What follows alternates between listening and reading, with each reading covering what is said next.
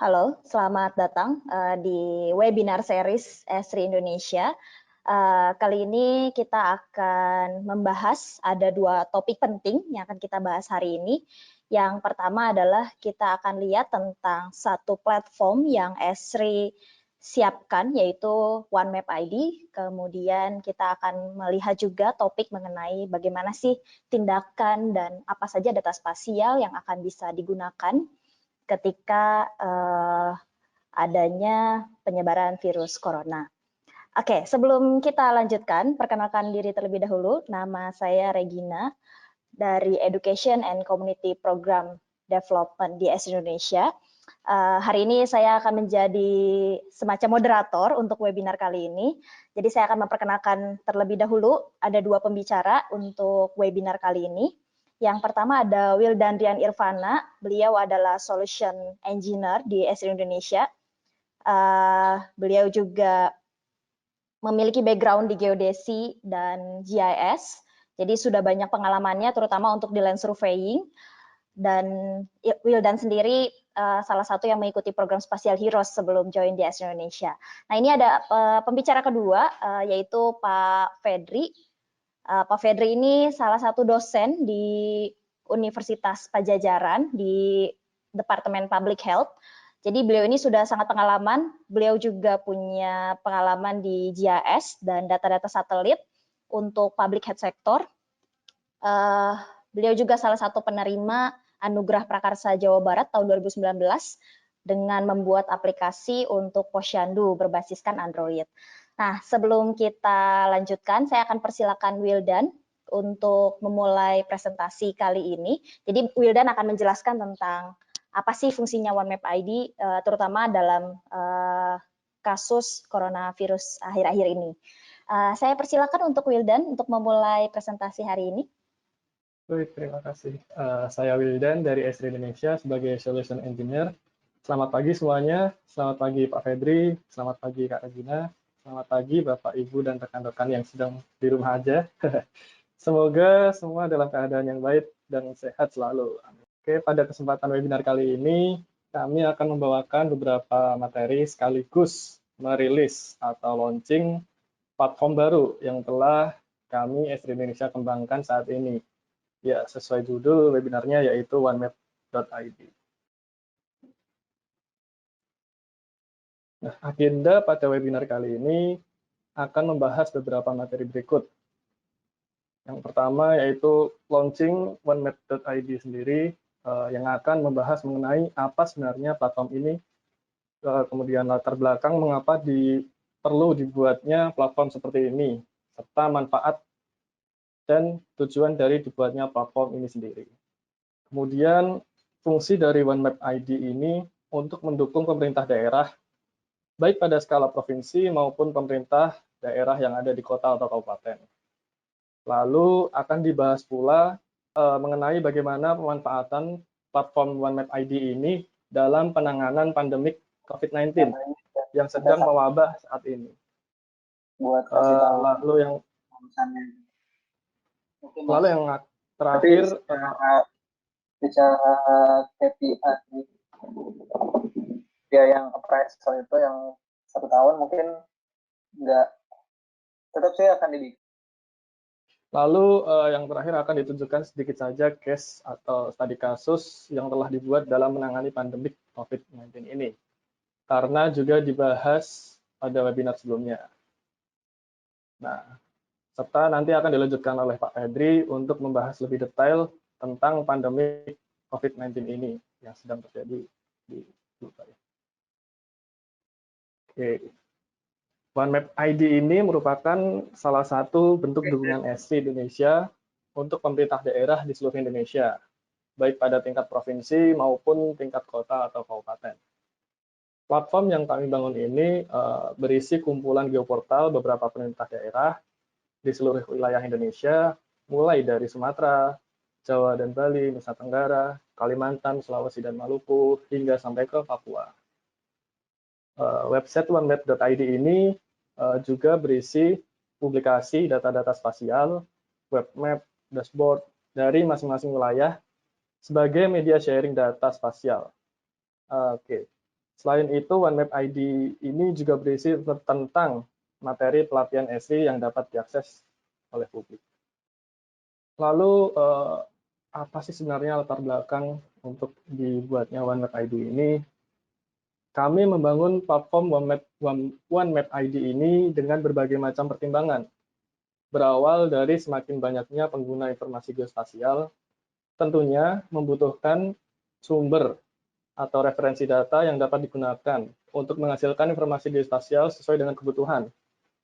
Nah, namun hal tersebut terkendala oleh keberadaan data yang valid dan sesuai dengan keadaan yang ada di lapangan. Kemudian pada era sekarang ini juga sudah bukan saatnya kita untuk saling berkompetisi, menghilangkan ego antar instansi, namun sekarang merupakan saatnya untuk saling berkolaborasi, menjalin komunikasi di antara berbagai bidang organisasi. Maka kami juga mempertimbangkan hal tersebut agar antara instansi, khususnya pada pemerintah daerah, baik pada tingkat provinsi maupun kota atau kabupaten, dapat saling berkolaborasi dan berkomunikasi. Nah, lalu yang berikutnya yaitu keadaan yang terjadi saat ini. Data-data yang terdapat pada instansi atau dinas di pemerintah daerah sebagian besar masih disimpan pada local environment atau pada infrastruktur masing-masing dinas ya. Jadi belum tersedia platform yang dapat mewadahi data-data tersebut yang seharusnya bersifat publik. Nah, agar masyarakat luas dapat menggunakan dan merasakan manfaat pelayanan yang lebih baik yang diberikan oleh instansi yang ada pada pemerintah daerah.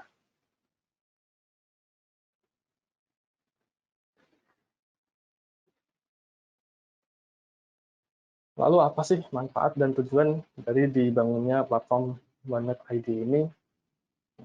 Di samping untuk mendukung pemerintah daerah, platform OneMap ID ini juga bertujuan untuk membantu masyarakat luas dalam mendapatkan data yang valid, yang benar-benar dipublikasi, dihasilkan, dan dibagikan oleh pemerintah daerah masing-masing wilayah. Nah, karena latar belakang dibangunnya platform ini juga berawal dari tingkat kebutuhan referensi data yang resmi pada tingkat daerah, yang bersifat dapat dipertanggungjawabkan kebenarannya. Nah, kemudian antar dinas pada pemerintah daerah di masing-masing wilayah juga dapat saling terhubung karena portal dari masing-masing dinas yang sudah ada dapat terkoneksi dalam platform OneMap ID ini. Nah, maka dibuatlah sebuah portal yang dapat digunakan untuk saling berbagi, berkomunikasi. Ya, dalam hal ini komunikasi data spasial tentunya. Langkah ini juga salah satu usaha dari Esri Indonesia untuk membantu daerah yang belum mempunyai platform untuk memanage data spasial mereka. Nah, kemudian manfaat dan tujuan yang berikutnya yaitu membangun kerjasama Esri Indonesia dengan pemerintah daerah dalam upaya melaksanakan kebijakan satu peta yang sudah diinstruksikan oleh Bapak Presiden. Dengan platform yang berbasis geospasial seperti OneMap ID ini, maka dapat mempercepat pelaksanaan kebijakan satu peta tersebut. Dan juga menjadi sebuah nilai positif. Dapat dibilang sebagai KPI-nya pemerintah daerah ya mungkin ya. Nah, dari pemerintah daerah apabila memiliki platform ini dapat mendukung operasional pemerintah dan meningkatkan layanan yang diberikan kepada publik. Itu.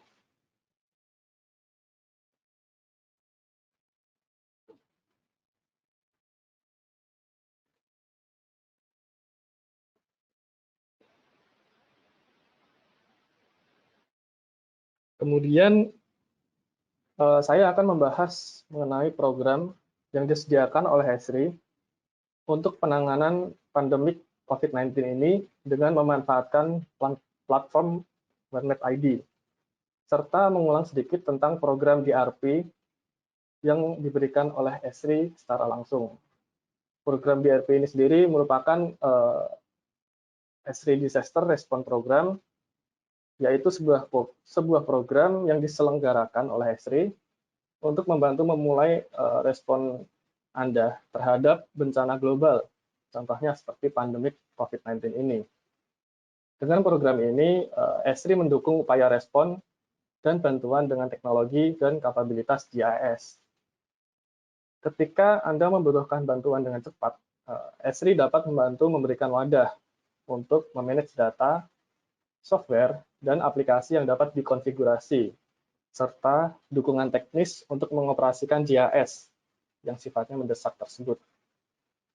Nah, jadi Bapak, Ibu, dan rekan-rekan sekalian yang tertarik dengan program ini dan ingin mengembangkan sendiri portal tentang pandemi COVID-19 ini, bisa mengajukan permohonan untuk mendapatkan bantuan berupa lisensi ArcGIS online selama 6 bulan.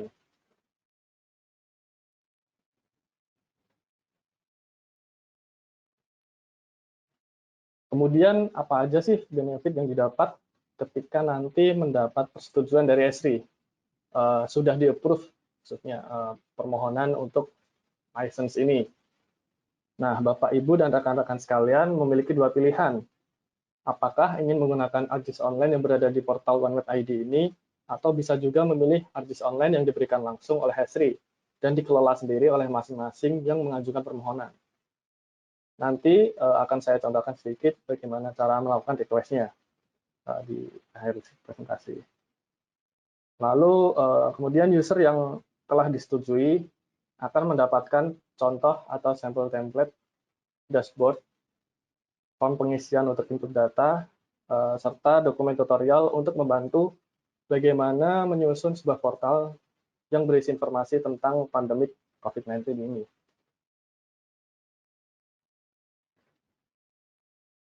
Nah, berikut merupakan sampel template dashboard yang dapat dijadikan sebagai contoh untuk para pengguna nanti ketika akan membuatnya sendiri. Nah, semua informasi yang terdapat pada dashboard ini bisa diatur sesuai dengan preferensi kebutuhan atau kebijakan dari masing-masing orang yang membuatnya. Di sini terdapat berbagai macam informasi, mulai dari jumlah positif, ODP berapa, PDP, dan lain sebagainya. Nah, ini semua bisa kita konfigurasi sesuai dengan preferensi kebutuhan masing-masing. Nah, kemudian ini merupakan sebuah form isian yang digunakan untuk input data pada dashboard yang dibuat. Sehingga misalnya nanti ada penambahan kasus COVID-19 misalnya. Bapak Ibu sekalian tinggal mengisi pada form ini dan akan secara otomatis mengupdate data yang ada pada dashboard-nya tadi. Sama dengan sampel template dashboard sebelumnya, kolom-kolom pertanyaan pada form isian ini juga dapat dikonfigurasi sesuai dengan kebutuhan penggunanya.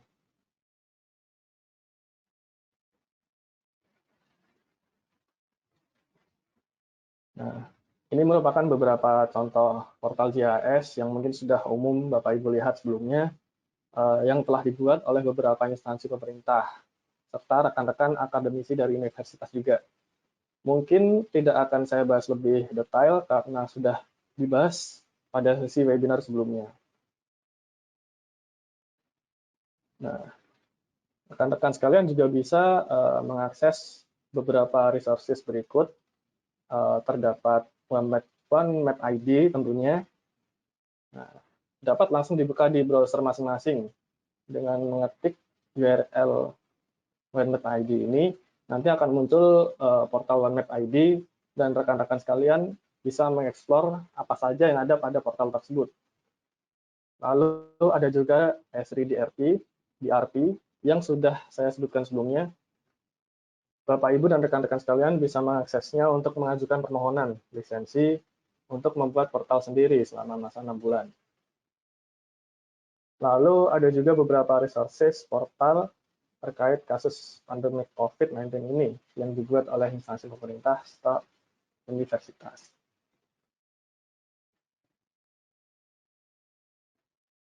Nah, jika nanti Bapak, Ibu, dan rekan-rekan semua sudah memiliki akun, baik yang ada di portal OneMap.id maupun dari program BRP, Bapak Ibu dapat mengakses link berikut untuk membantu dalam proses membuat portal yang berisi informasi tentang pandemi COVID-19 ini.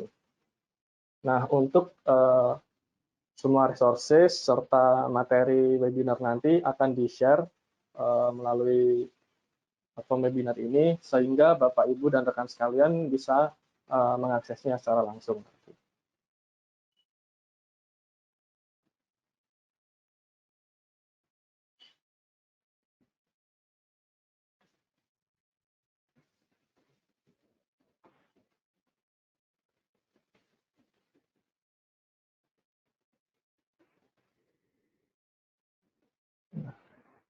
Kemudian saya akan menjelaskan sedikit tentang platform OneMap.id ini, bagaimana penggunaannya, apa saja yang ada di dalamnya, kemudian serta bagaimana kita mengajukan request untuk program-program yang saya sebutkan tadi sebelumnya. Nah, di sini sudah terdapat platform OneMap.id. Bapak Ibu sekalian tinggal ketik aja di browser masing-masing OneMap.id, nanti akan terbuka seperti ini. Di sini terbagi dari seluruh wilayah di Indonesia, mulai dari Sumatera hingga sampai ke Papua. Nah, saya contohkan akan kita buka salah satu wilayah, misalnya wilayah timur.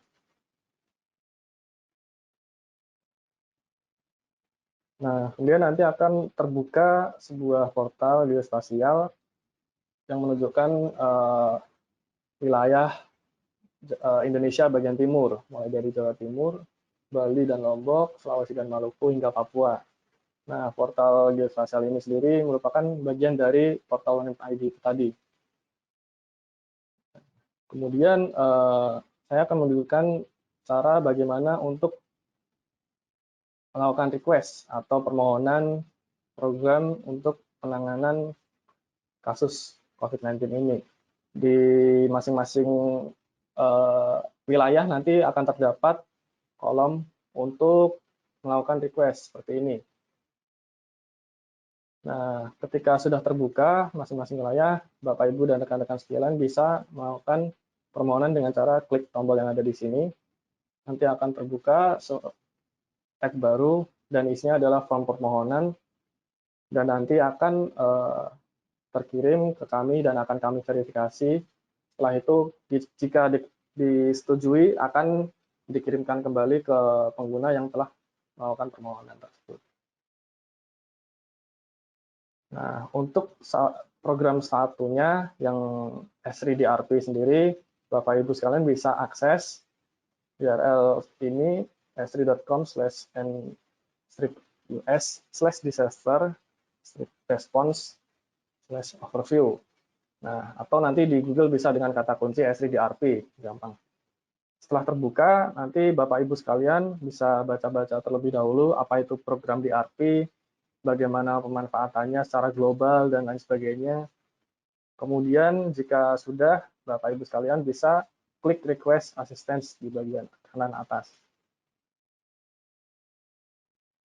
Nah, di bagian sini nanti Bapak Ibu sekalian sama diminta untuk melakukan pengisian informasi pribadi ataupun kelompok ataupun organisasi. Nanti setelah itu dia akan langsung terkirim ke S3 Pusat atau S3 Inc. Baru nanti setelah diverifikasi oleh S3 Inc, nanti akan dikirim balik ke S3 Indonesia, baru disampaikan ke user yang telah mendapatkan approval dari S3. Begitu. Kembali ke portal OneMap.id. Pada portal ini juga terdapat kumpulan beberapa instansi yang telah bekerja sama dengan kami. Bisa dilihat misalnya pada wilayah Jawa Timur, kita klik detail di sini. Nah, di sini terdapat beberapa kumpulan, portal-portal, instansi pemerintah maupun universitas yang telah bekerja sama dengan S3 Indonesia, dan beberapa datanya itu dibuka untuk umum. Jadi ketika ada masyarakat yang ingin mengakses dan membutuhkan data GIS, mereka bisa mengakses melalui portal ini. Gitu. Saya contohkan untuk yang bagian pemerintah daerah Kabupaten Gresik. Nah, ketika diakses, portalnya akan muncul masing-masing portal pemerintah daerah di kota masing-masing. Di sini terdapat banyak informasi seperti data submin, transportasi, perairan, dan data-data spasial lainnya yang ini dapat diakses oleh publik tentunya. Kemudian di sini juga terdapat aplikasi-aplikasi yang telah dikembangkan oleh instansi tersebut, oleh pemerintah daerah tersebut. Apa saja aplikasi-aplikasinya itu dapat diakses oleh publik. Jadi juga menambah wawasan bahwa sharing-sharing seperti ini adalah sangat penting untuk kita berbagi data kepada orang lain. Bahkan antar instansi yang saya sebutkan tadi juga saling berkomunikasi atau bertukar data, istilahnya begitu. Nah, jika Bapak Ibu sekalian, rekan-rekan, baik dari instansi pemerintah maupun universitas yang sudah memiliki portal, namun belum terdapat pada bagian dari OneWeb ID ini, bisa menghubungi kami, ataupun yang belum memiliki juga yang ingin mengajukan bagaimana sih cara mendapatkan portal yang tergabung dalam OneWeb ID ini, Bapak Ibu dan rekan-rekan sekalian bisa melakukan kontak kepada kami melalui email onemappid@esrindonesia.co.id. Gitu. Mungkin launching atau introduction untuk OneMap ID dari saya cukup sekian. Bisa dilanjut ke materi berikutnya oleh Pak Febri. Silahkan. Oke, terima kasih Wildan untuk materi mengenai OneMap ID-nya. Jadi OneMap ID ini menarik sekali ya, karena menjadi inisiatif dari ESRI Indonesia untuk membantu pemerintah daerah yang belum memiliki platform untuk memanage data-data spasial di daerahnya. Oke, ada beberapa pertanyaan mengenai materi. Materi bisa di-download di bagian handout. Nanti kalau misalnya Bapak Ibu, teman-teman yang join webinar kali ini tidak melihat bagian handout, materi juga akan bisa di-download melalui email. Nanti akan kita email bagi Bapak Ibu dan teman-teman yang melakukan registrasi ke webinar. Jadi silakan diakses materi dari pembicara pertama dan kedua melalui handouts. Kalau tidak ketemu, nanti kita akan email juga untuk materinya. Oke, tanpa berlama-lama kita akan lanjutkan ke materi kedua mengenai apa sih tindakan pencegahan yang bisa kita lakukan dan data-data apa saja sih yang akan mensupport coronavirus krisis seperti ini. Silakan Pak Fedri untuk melanjutkan materi. Baik, terima kasih Teh Regina. COVID-19, apakah kita masih punya waktu? Ya, kita perlu menanyakan ke diri sendiri apakah kita masih punya waktu atau tidak. Ini melihat 21.000 kematian. Jadi jangan hanya melihat case fatality rate atau kematian per jumlah kasus yang terkonfirmasi berapa. Memang kelihatannya cuma 4%. Yang sebelum-sebelumnya SARS 9-10%. Tapi kan SARS itu sekitar 8.000-an kasus. 10%-nya itu 800. Tapi kalau ini menyebarnya cepat, sehingga penyebutnya besar nih. Kematiannya juga ikut jadi besar, kalau walaupun cuma 4%, ini 21.000. Kalau di Indonesia, ini saya buka jam 10 pagi tadi, ya ini meninggal 58. Jadi saya menunjukin ini dengan maksud agar kita tetap alert, gitu, tidak santuy gitu ya di masyarakat, gitu ya. Kalau ini di Jawa Barat ya, Jawa Barat meninggal 10. Ya.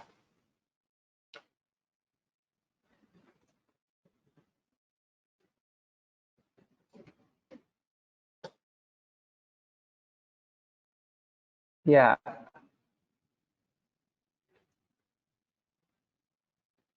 apakah masih punya waktu kita?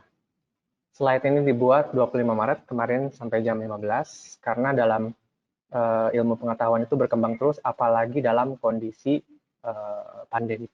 Ya. Ini jam 15, jadi sekiranya ada ilmu yang berkembang, apalagi pagi ini,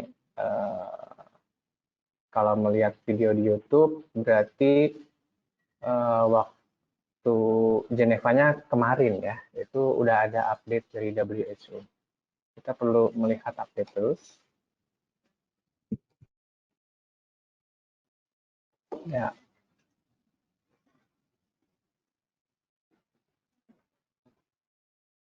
Ini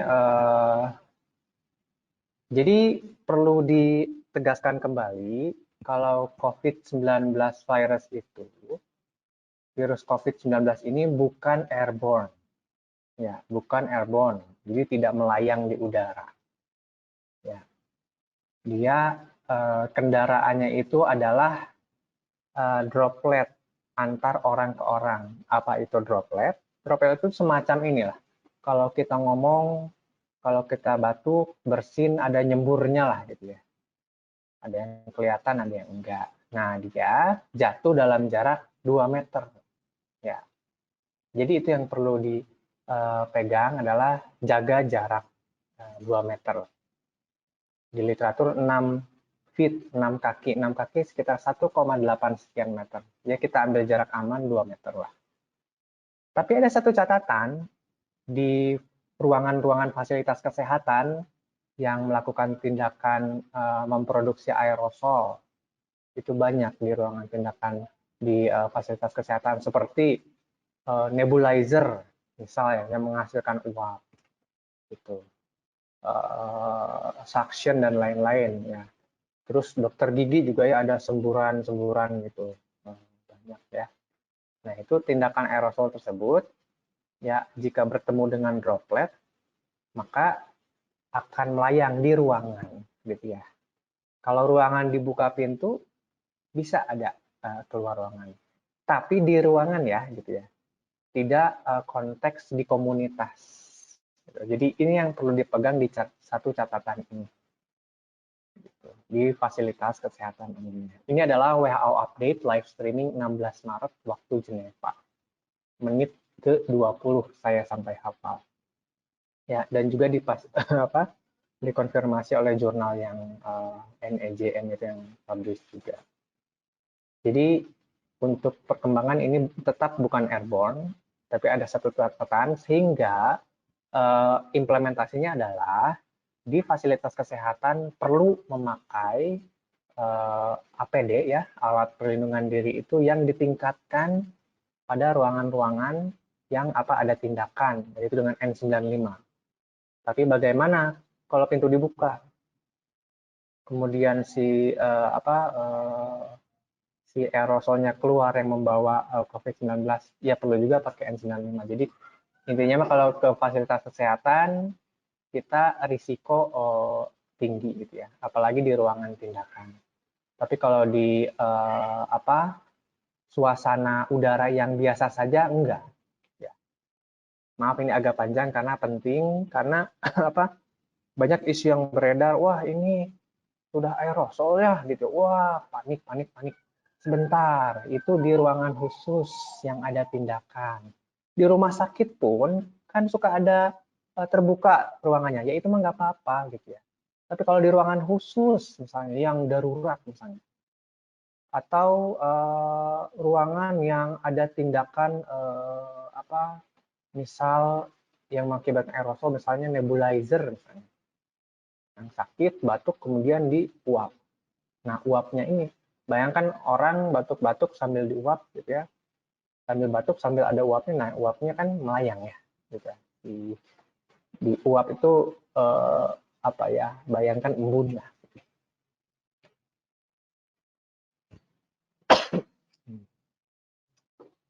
Ya, ini untuk memperlakukan containment atau menghambat, memotong jalur virus COVID ini, tangkap kasusnya, tes, karantina, isolasi, terapi. Itu. Ini sudah sering didengar, tapi saya ulangi lagi.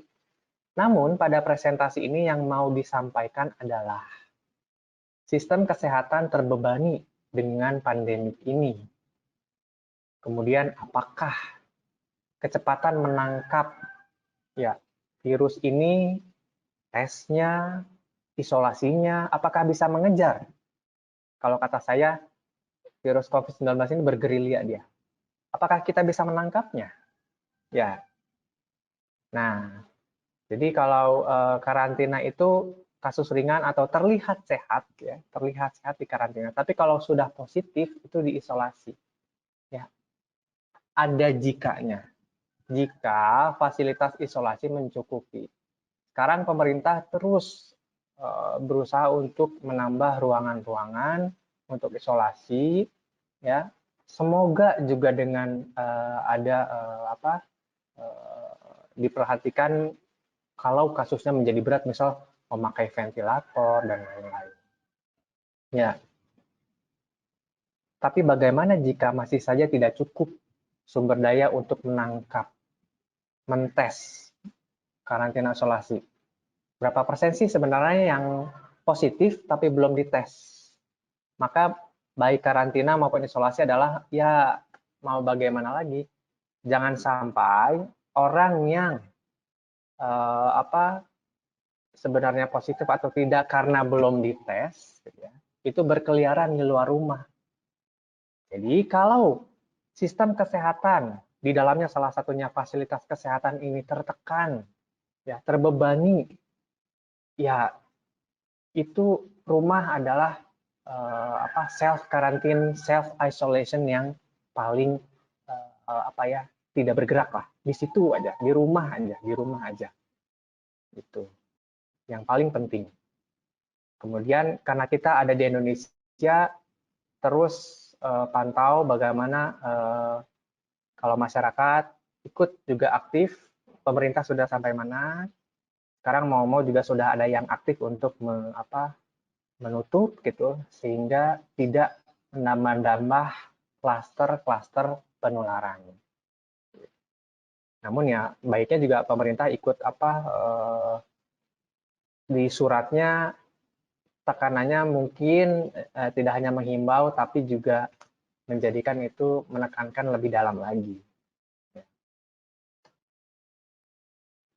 Dari sisi pemerintah ya, karena kan kita bagaimana kita kalau WHO sering menyebutkan solidarity. Jadi ya kita juga perlu membantu gitu. Kalau kita di masyarakat bisa bantu, kalau kita di masyarakat punya uang lebih gitu, kalau kita di masyarakat punya ada misal ada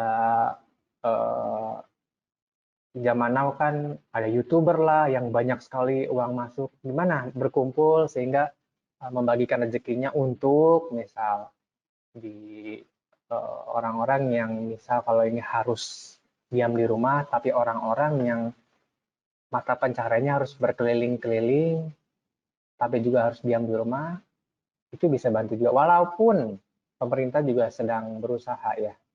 Menurut saya sih, semoga pemerintah tetap berusaha ke arah ini ya, apakah lockdown atau tidak ya. Karena pergerakan manusia ini paling penting. Dari sisi masyarakat itu cuci tangan, pakai sabun, ya, itu 6 langkah. Cuci tangan pakai sabun. Ini saya tidak bisa munculkan video ya, nggak apa-apa. Jadi cuci tangan pakai sabun dan air mengalir ya. Jangan sampai ada nempel di tembok pas dipencet sabun aja gitu. Jadi kental banget di tangan. Harus pakai air mengalir. Kalau yang nempel di tembok mah itu yang hand sanitizer yang alkohol ya, alkohol base. Jadi dia menguap. Etika batuk. Batuk ke tisu, ya ini diulang kembali karena makin diulang makin ingat ya.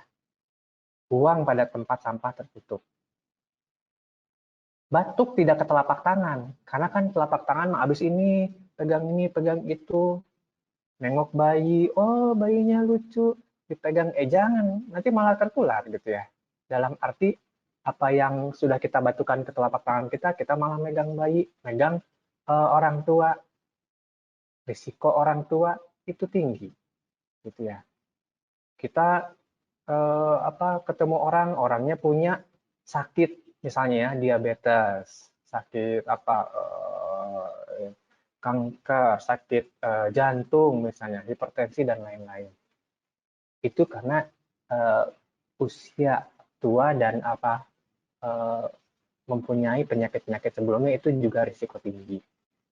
Jadi kita yang sehat batuk di tangan, kita nggak ngerti kita ini positif atau tidak gitu karena merasa sehat, malah batuknya ke tangan, terus pegang-pegang ini, pegang itu. Jadi baiknya batuk ke siku bagian dalam, gitu.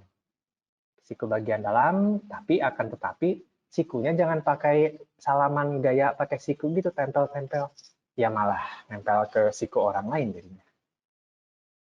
Kemudian pakai masker jika sakit. Orang sehat itu tidak pakai masker, tapi pakai masker jika berhadapan dengan orang sakit. Pakai masker jika kita ada risiko tinggi berhadapan dengan orang sakit. Dalam keramaian, kita nggak tahu nih, kalau di keramaian, di kepadatan aktivitas manusia nih, ada orang batuk, maaf, tadi ada ini interupsi. Ada orang batuk, kemudian kepadatan aktivitas manusia, ada orang batuk di tengah-tengah sana, kadang nggak pakai masker, ada di dekat kita, wah, malah kita nanti ketularan. Kan nggak semua orang sakit pada pakai masker, ada yang sadar, ada yang enggak. Jadi di keramaian kita penting untuk tahu di mana nih keramaian. Gitu. Jaga jarak 2 meter, jaga kebersihan rumah, ya. Kebersihan rumah, lantainya dipel, ya. Dipel, ya bisa pakai guideline yang sudah tersebar per 17 Maret dari pemerintah, ya. Itu bisa pakai ini pakai, saya sebut merek nggak apa-apa ya, Baiklin misalnya, di dalamnya ada 5% itu natrium hipoklorit, 1 bagian Baiklin dicampur dengan 9 bagian air, itu menghasilkan 0,5% konsentrasi. Kalau 1 bagian Baiklin dicampur ke 49 bagian air, itu menjadi 0,1%. Teknisnya ada di situ. Berapa sih Baiklinnya, berapa liter air? Tadi saya sampaikan matematisnya supaya logikanya sampai saja. Ya.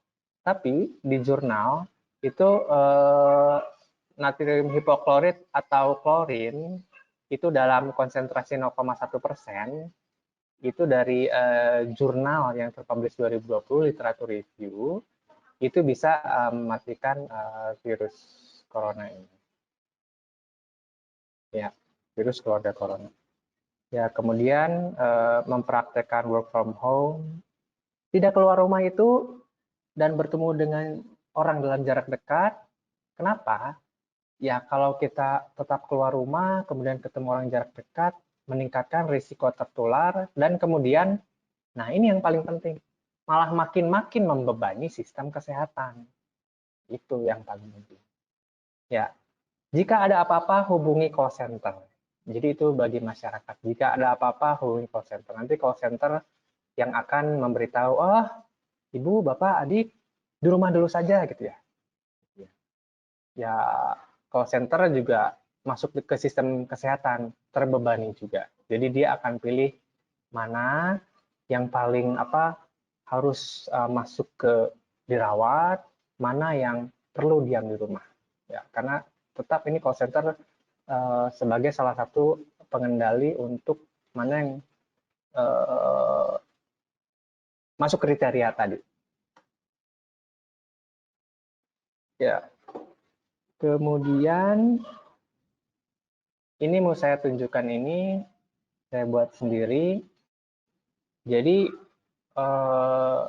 ini skema pembentukan kepadatan aktivitas manusia. Yang garis itu pergerakan orang, yang bulat merah itu pertemuan orang dalam 2 meter, yang bulat hitam diam di rumah, dan yang garis putus khusus batas waktu. Ya, relatif batas waktu. Ini saya tentukan dalam hari. Maksudnya adalah mengilustrasi. Ini orang pertama kita nggak tahu positif atau enggak. Ketemu orang kedua. Ya. Orang pertama kalau misalnya dia positif gitu ya, habis itu dia diam saja ya, itu sudah membantu. Tapi dia sudah bertemu orang kedua, bertemu orang selanjutnya, ketemu terus kan.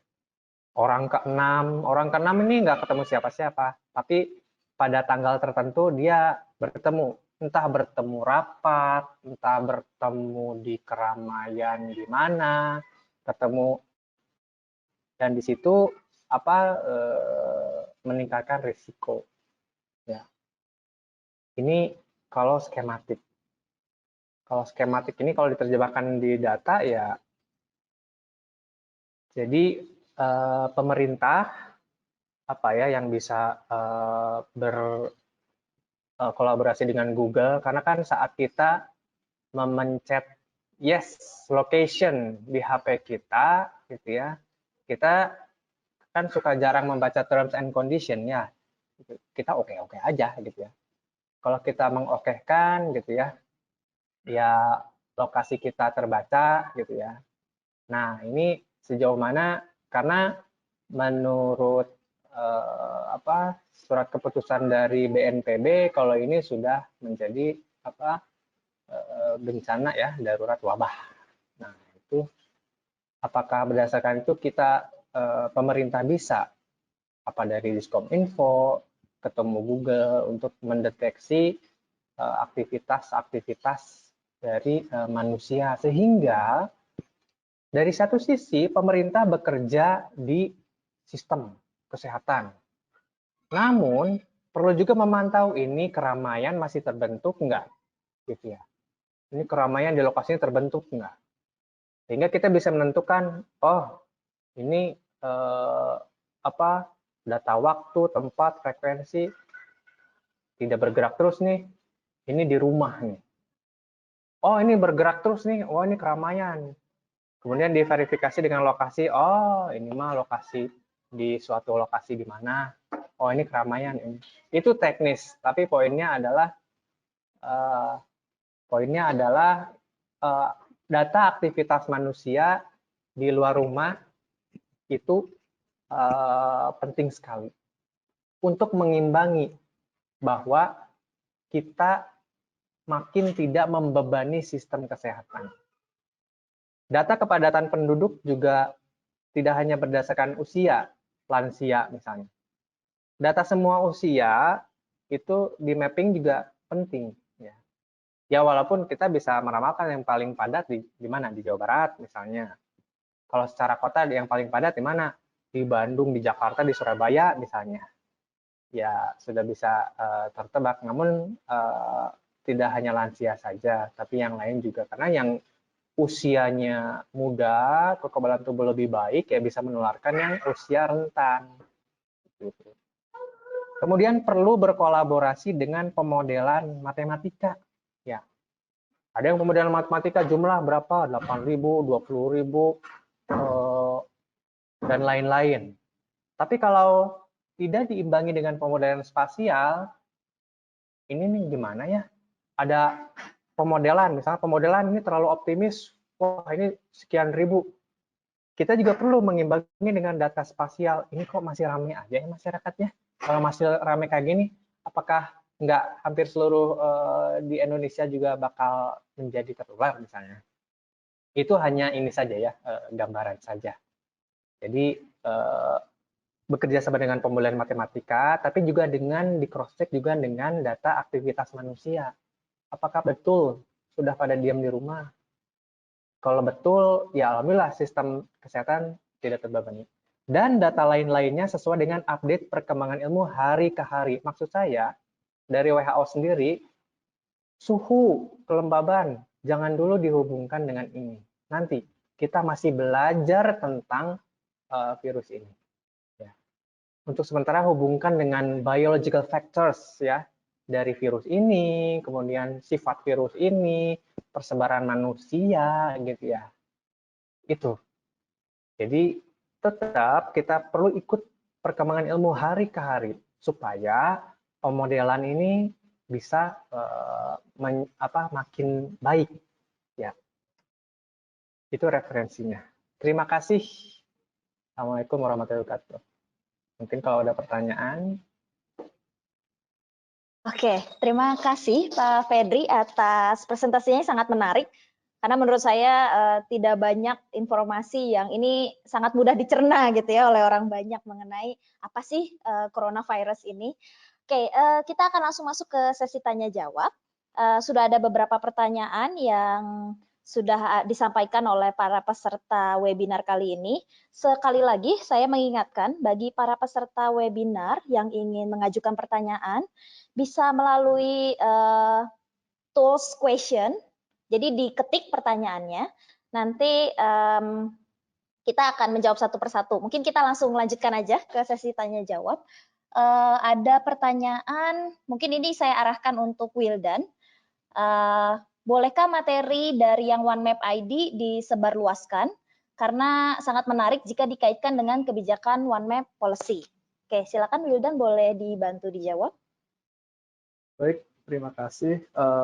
Tentu saja karena di OneMap ID sendiri adalah sifatnya publik ya, dan kita juga publish data-data di situ juga yang sudah disetujui oleh instansi atau dinas terkait misalnya. Nah, itu tentu saja boleh di-sharing kepada orang lain begitu. Oke, terima kasih Wildan. Terima kasih Pak Osmar atas pertanyaannya. Kemudian pertanyaan lainnya untuk webinar ini apakah mendapatkan sertifikat?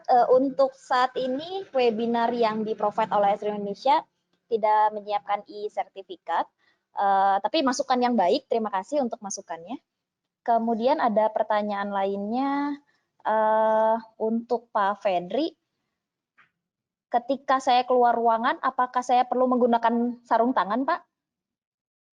Boleh dibantu dijawab untuk Pak Fedri? Ya. Halo Pak. Oke. Keluar ruangan itu tidak perlu menggunakan sarung tangan. Keluar ruangan apa? Ruangan, saya asumsikan keluar ruangan rumah ya, gitu ya. Ya. Tapi kalau konteksnya ruangan di fasilitas kesehatan, di mana kita perlu berhadapan dengan pasien itu perlu ya. Jadi saya asumsikan ini keluar ruangan biasa mungkin ya di rumah ya. Ya. Jadi yang perlu ditekankan itu adalah kita cuci tangannya ya. Kalau dihubungkan dengan pakai sarung tangan takut megang ini megang itu, jadinya kita serba ketakutan. Ya. Sarung tangan standar medis yang harusnya untuk tenaga medis habis untuk di rumah misalnya, padahal di rumah ya nggak perlu-perlu amat. Keluar ke pasar, betul sih ke pasar bakal pegang uang misalnya, bersentuhan dengan ini, ya pakai masker. Aduh tetap harus ke pasar, dan gimana di rumah makanannya habis. Oke, ke pasar.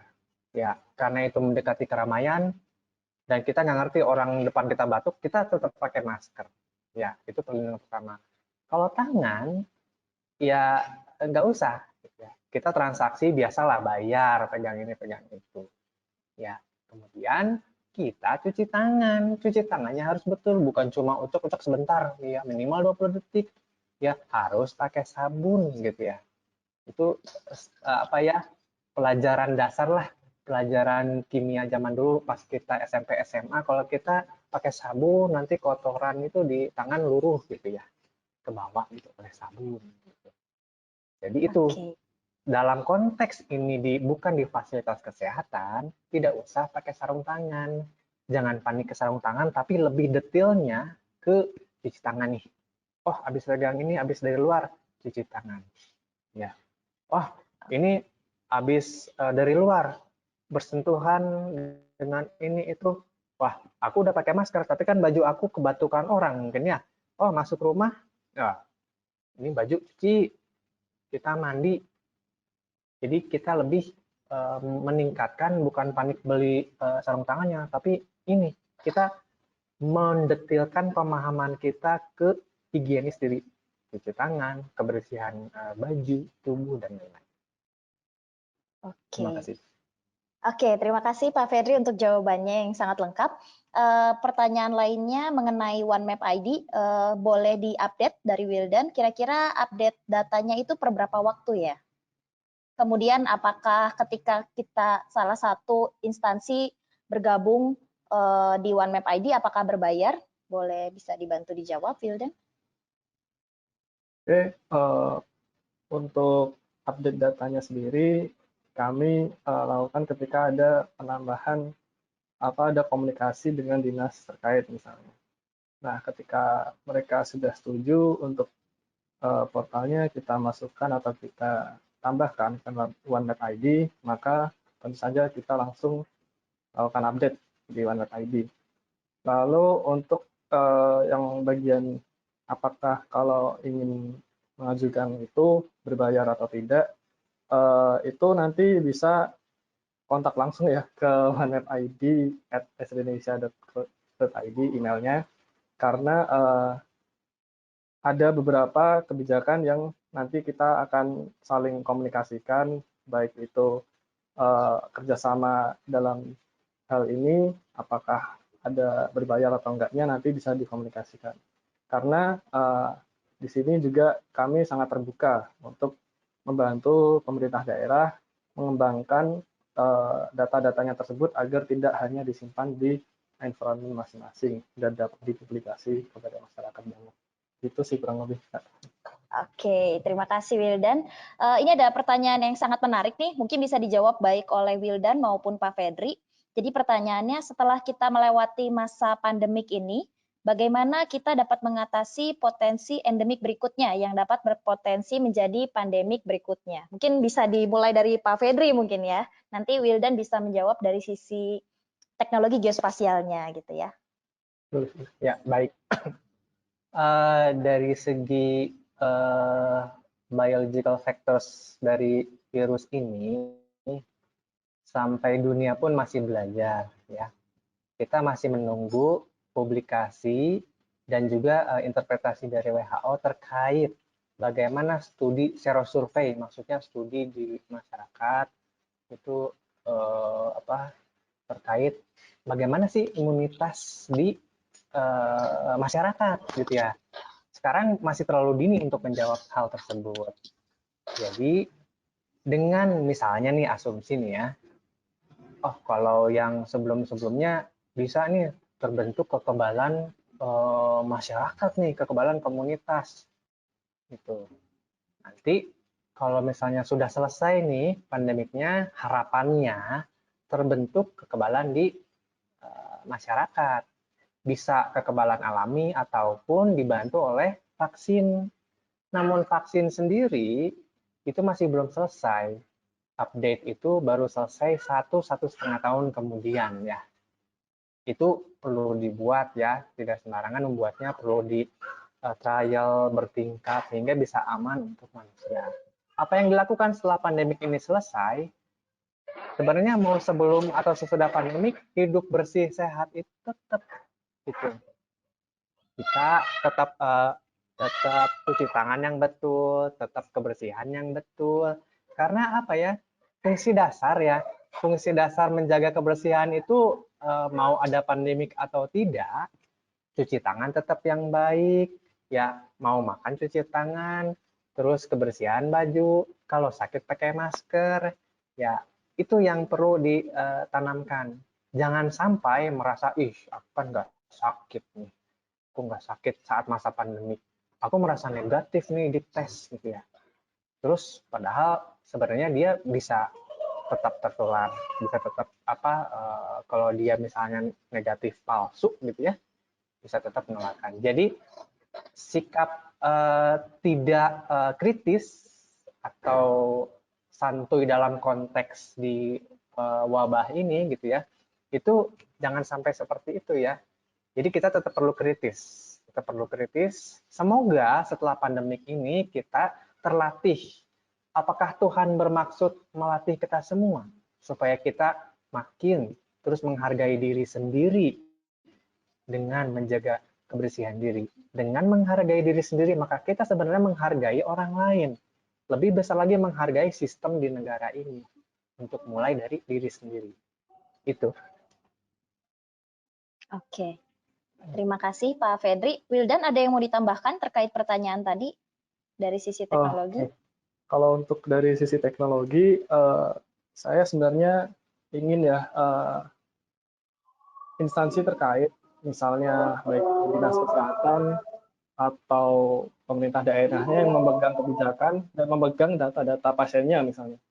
Di mana sih sebenarnya si pasien ini berada, rumahnya di mana, walaupun datanya itu tidak dipublish atau disebarluaskan, namun kita cukup tahu titik-titik mana yang menjadi red zone di kasus pandemik COVID-19 ini. Jadi kita bisa antisipasi dari sisi teknologi juga, kita bisa visualisasi di mana letak-letak red zone yang itu benar-benar valid, karena sejauh ini yang kami kembangkan juga data-datanya itu tidak terlalu detail sampai ke area-area mana aja yang jadi red zone gitu. Nah, jika ada audiens dari pihak instansi pemerintah atau dinas, mohon kiranya untuk kita saling berkomunikasi, untuk sharing data-datanya, kita bisa mewadahi bagaimana visualisasi dan area-area mana kita bisa tentukan yang menjadi red zone nantinya. Jadi walaupun itu nanti hanya untuk konsumsi internal, nggak masalah. Maksudnya kita nanti bisa sampaikan secara yang sifatnya publish begitu. Oke, terima kasih Wildan. Jadi sebetulnya, oke, silakan Pak Fedri. Jadi tadi kan red zone yang sudah positif lah, yang dalam pengawasan, yang dalam pemantauan. Tapi sekiranya dapat bekerja sama dengan Google lah, App Store lah, yang dapat melihat lokasi aktivitas manusia, red zone dalam arti pembentukan keramaian tadi, gitu. Betul. Jadi itu yang juga resiko tinggi kalau datanya memungkinkan bekerja sama dengan Google misalnya. Itu sih kalau. Terima kasih. Datanya sih mungkin di-keep oleh pemerintah, iya. Tapi kalau untuk menjadi mawas diri, oh ini pembentukan keramaian di daerah mana nih? Ada nih dari kata, wah jangan pergi ke situ misal gitu ya. Jadi tidak hanya red zone dalam arti yang sudah positif, PDP atau ODP, tapi red zone dalam arti risiko adanya keramaian. Kalau datanya memungkinkan kolaborasi. Terima kasih. Oke, kalau boleh menambahkan, berarti menurut Pak Fedri, teknologi geospasial untuk memodelkan gitu ya, keramaian ada di mana, orang bergerak kemana aja itu sangat penting berarti ya Pak ya?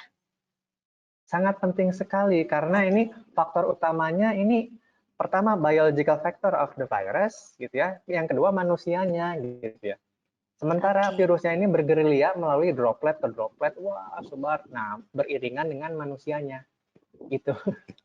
Oke. Oke, masih ada beberapa pertanyaan, kita masih punya waktu sekitar 5 menit. Nanti untuk beberapa pertanyaan yang tidak bisa kita jawab di sesi webinar kali ini, jangan khawatir, kita punya alamat email masing-masing yang bertanya, nanti kita akan coba jawab melalui email juga. Oke, mungkin ada beberapa pertanyaan sebelum kita tutup. Pertamanya ada pertanyaan, apakah OneMap ID ini hanya dikhususkan untuk sharing data COVID-19 saja, atau kedepannya akan lebih luas? Kemudian apakah si OneMap ini boleh juga di-request oleh pihak swasta? Boleh Wildan bantu jawab? Oke, untuk OneMap ID ini tidak hanya untuk pandemik COVID-19 ini aja ya tentunya ya. Ke depan kita juga akan memberikan wadah kepada pemerintah daerah. Intinya kita menjembatani lah antara pemerintah daerah untuk memberikan informasi kepada masyarakat. Kemudian masyarakat mengaksesnya dan mereka bisa mendapatkan informasinya secara detail, secara benar, dan itu valid dari pemerintah daerahnya masing-masing. Untuk kemudian yang satunya untuk pihak swasta ya, itu nanti walaupun tujuan awalnya OneMap ID ini untuk pemerintah daerah dan universitas yang sudah bekerja sama dengan Esri, tidak menutup kemungkinan kita juga bisa mewadahi juga untuk instansi swasta misalnya. Nanti bisa kita komunikasikan dengan via email atau langsung kontak ke Esri Indonesia. Nah, apakah lebih baiknya nanti bisa ditaruh di OneMap ID ataukah ada nanti platform lain mungkin bisa kita bicarakan lebih lanjut begitu. Oke, good. Berarti sangat penting kalau sekarang para peserta bisa mengakses OneMap ID, kemudian bisa klik tombol hubungi kami ya, Wildan. Betul sekali. Oke, good. Oke, ini pertanyaan yang gak kalah penting. Mungkin untuk Pak Fedri ya, lebih tepatnya pertanyaannya. Pertanyaannya, bagaimana caranya memanage stres menghadapi situasi COVID-19, khususnya bagi masyarakat awam? Karena saat ini nampaknya masyarakat kelebihan informasi dan kadang juga kurang bisa memfilter informasi yang diterima, sehingga dapat mempengaruhi kondisi psikis orang tersebut. Terima kasih, Pak Fedri. Ya, baik. Pertama, panik di awal itu wajar. Panik di awal wajar sekali. Namun selanjutnya perlu menambah pengetahuan melalui sumber yang betul, gitu ya. Bukan sumber katanya, itu katanya, wah, gitu ya. Share-share di WhatsApp, sebentar nih, siapa yang share sumbernya dari mana. Jadi stres itu awalnya dari panik yang terus tidak mendapat informasi sehingga itu malah jadi panik dalam semuanya, panik buying, membeli ini membeli itu, kemudian panik menyebarkan informasi yang sebelumnya belum tentu benar. Kemudian juga agak sulit pas membaca, kan kita dipegang yang di tangan kita handphone ya, bisa ngelihat berita dari media, berita dibaca cuma judulnya saja. Nah itu agak gimana ya, jadi lihat juga dengan isinya. Karena ada juga nih, sekarang virus ini airborne, waduh, panik gitu. Itu yang paling sering ditanyakan ke saya, ngejapri, Fedri ini gimana, tadi ini gimana. Lalu saya share, ini video dari WHO, tanggal 16 menit ke-20, ini jurnalnya, bahwa ya itu, jadi airborne itu pada kondisi khusus saja, gitu ya, seringnya di fasilitas kesehatan. Itu hanya contoh saja, maksudnya jangan hanya percaya pada sesuatu yang baru baca judulnya saja, baru katanya. Memang pemerintah menyediakan akses, tanya kemana? Call center, tidak hanya yang sakit saja, sok tanya apa, nanti call center bakal menjawab. Memang sistem kesehatan tertekan, gitu. Kami sendiri di Unpad menyediakan apa ya? Jadi aplikasi mawas diri, Amari gitu ya. Intinya sih berusaha bagaimana nih kita bisa menghubungi masyarakat untuk menginformasikan supaya asalnya misinformasi menjadi good information. Jangan menjadikan info yang buruk menjadi bad infodemics. Kalau bad infodemics, nanti pandemicsnya malah makin parah. Tapi sebarkan good infodemics sehingga bisa ya bersaing mengalahkan bad infodemics. Bad infodemics ini akan memperparah pandemicsnya. Sehingga orang secara risiko, alah kita nongkrong aja di situ lah, kita bareng-bareng. Nah itu, alah. Jadi ada orang yang asal panik nggak jelas. Asal panik tapi jadinya cuek. Malah jadi tidak mawas diri. Jadi pertama, simpelnya cari informasi yang tidak hanya superficial, judulnya saja, tapi cari jelas. Kalau masih merasa belum jelas, cari call center, gitu ya. Kalau masih belum jelas juga, cari tenaga kesehatan. Kalau tenaga kesehatannya juga belum jelas, cari yang lebih jelas. Karena kan walaupun ada tenaga kesehatan misalnya belum semua terkuasai, dia akan merujuk, tanya saja ke sini, dia lebih menguasai. Jadi mencari sumber informasi yang baik, benar, juga sangat penting untuk ditelusuri. Terima kasih. Oke, terima kasih Pak Fedri untuk penjelasannya. Sebetulnya masih sangat banyak pertanyaan-pertanyaan, baik terkait OneMap ID maupun terkait bagaimana sih tindakan untuk pencegahan, kemudian seperti apa sih penyebaran, data-data apa yang dibutuhkan. Mungkin penutup kali ya dari Pak Fedri terkait COVID maupun secara geospasial seperti apa. Nanti dari Wildan juga penutup, kira-kira OneMap ID ini positioningnya seperti apa sih untuk kedepannya. Boleh silakan mangga dari Pak Fedri dulu, baru Wildan. Baik, terima kasih. Karena saya juga dokter yang mempelajari kesehatan masyarakat, juga mempelajari geospasial. Jadi secara kita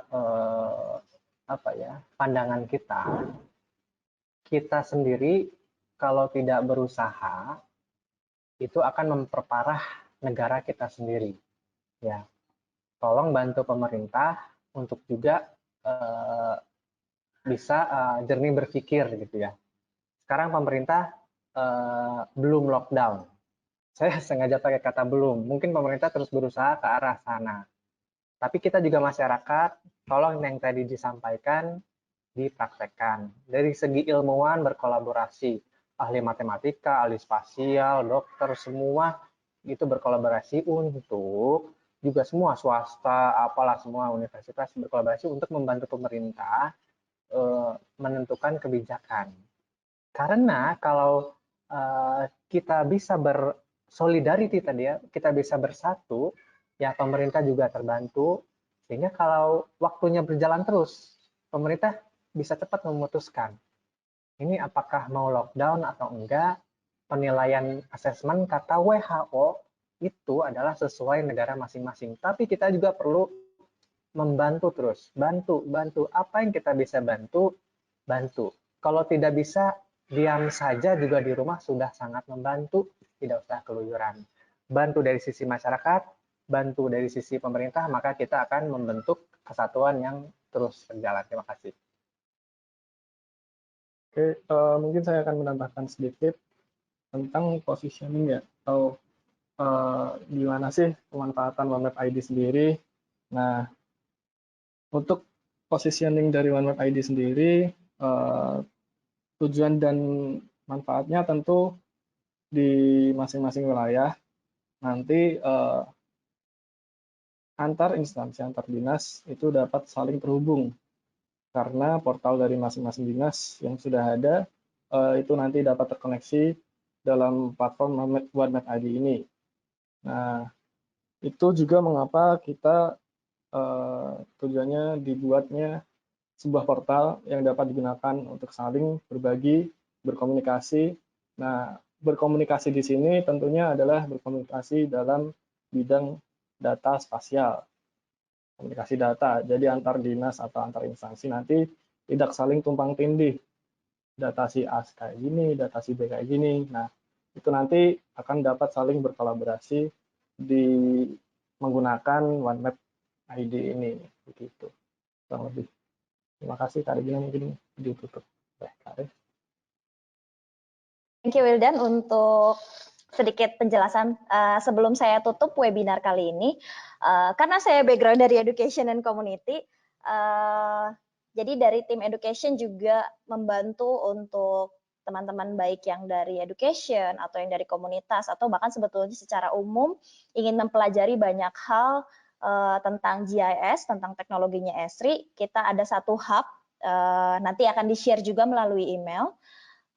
Hub ini nanti bisa digunakan untuk mengakses baik itu OneMap ID, kemudian beberapa resources yang sudah disediakan oleh Esri untuk secara umum boleh belajar, dari mulai yang resource-nya free, itu ada sangat banyak, baik untuk sesi developer maupun yang non-developer, di situ sudah lengkap, jadi nanti silakan mengakses, nanti kita akan share juga linknya. Kemudian ada resource juga bagi yang sifatnya saya di level sekolah nih, nah nanti di situ juga ada resource-nya untuk yang sisi levelnya itu sekolah. Oke, mungkin karena tadi waktu kita hanya 1 jam, sebetulnya webinarnya ini udah lebih dari 1 jam, tapi nggak masalah karena saya yakin ini materinya sangat menarik dan tadi sebetulnya masih banyak pertanyaan-pertanyaan yang menurut saya juga menarik. Tidak masalah, nanti kita akan jawab melalui email pertanyaan-pertanyaan yang belum terjawab. Kemudian saya ucapkan terima kasih untuk Mas Wildan presentasinya, begitu juga dengan Pak Fedri. Terima kasih untuk presentasinya yang sangat baik dan sangat informatif. Mudah-mudahan ke depan kita ada webinar-webinar lain yang lebih informatif dan bisa bermanfaat untuk banyak orang. Mungkin Pak Fedri bisa join lagi ya Pak untuk webinar-webinar selanjutnya. Insya Allah. Iya, insya Allah. Wildan juga ya. Oke. Terima kasih atas partisipasi Bapak Ibu dan teman-teman sekalian. Kita akan tutup webinar hari ini. Terima kasih dan sampai jumpa di webinar selanjutnya.